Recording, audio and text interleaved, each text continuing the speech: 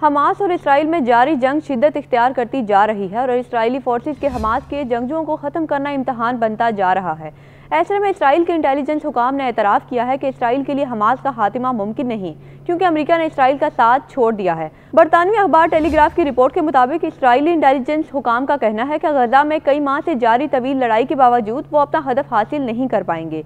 इसी दौरान ज़राए ने खबरदार किया कि गजा पर चढ़ाई की बुनियादी मकसद में नाकामी का खदशा है, क्योंकि इसराइल के लिए आलमी हिमायत ख़त्म होती जा रही है। रिपोर्ट के मुताबिक इसराइल समझता है कि इसने शुमाली गजा में हमास की मरकजी कमान और इसके इंफ्रास्ट्रक्चर को तितर बितर कर दिया है, लेकिन हमास को गुरीला अंदाज से मदाखमत अब भी जारी है, जो इसराइली अफवाज के लिए मुश्किलात का सबब बन रही है। दूसरी जानिब फ़लस्तीनी मदाखमत तंजीम हमास ने भी दो टोक अल्फाज में इसराइल को वाज़ेह पैगाम दिया है। हमास का कहना है कि अहदाफ के हुसूल तक किसी भी इसराइली जरगमाली को रिहा नहीं करेंगे। हमास की जानिब से जारी बयान में कहा गया है कि इसराइल के साथ फैसला कुन सनसनीखेज मुज़ाकराती जंग लड़ रहे हैं, जिसमें जीत हमारी होगी। हमास का कहना है कि हम अपनी शराइत पर मजबूती के साथ डटे हुए हैं। गजा पट्टी में हमलों की मुकम्मल रोकथाम और इसराइली फोर्सेस का इनखला अहम शराइत हैं। हमास का कहना है कि शुमाली इलाकों से नकल मकानी करने वालों की वापसी भी मुज़ाकरात की अहम शर्त है।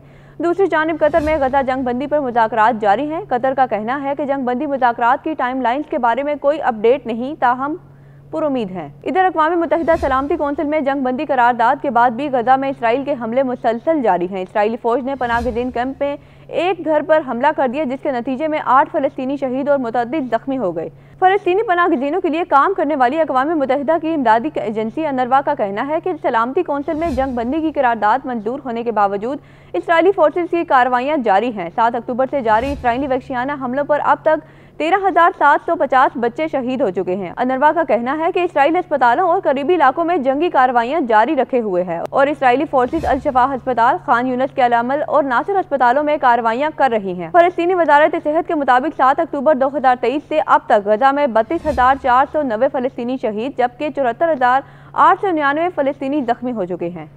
दूसरी जानिब इसराइल की हटदर्मी जारी है और अब गजा के इलाके रफा में हमलों की मनसूबा बंदी भी मुकम्मल कर ली है। इसराइली अखबार के मुताबिक रमज़ान के फौरी बाद रफा में 6 हफ्तों तक इसराइली हमलों का मनसूबा बनाया गया है। इन हमलों के बाद गजा से फ़लस्तीनियों को बेदखल किया जाएगा और इसराइल को मिस्र का बाज़ाब्ता इत्तला देगा। इसराइली वज़ीर आज़म नेतन्याहू ने अक़वाम मुत्तहिदा की करारदाद भी मुस्तरद कर दी और कहा कि हमास को समझ जाना चाहिए कि इसराइल पर आलमी दबाव काम नहीं करेगा। नेतन्याहू ने कहा कि सलामती कौंसिल में अमरीकी फैसला बहुत ज़्यादा बुरा इक़दाम था। इसराइली वफ़द को अमरीका ना भेजने का फैसला हमास के लिए पैगाम था कि कोई भी आलमी दबाव काम नहीं आएगा।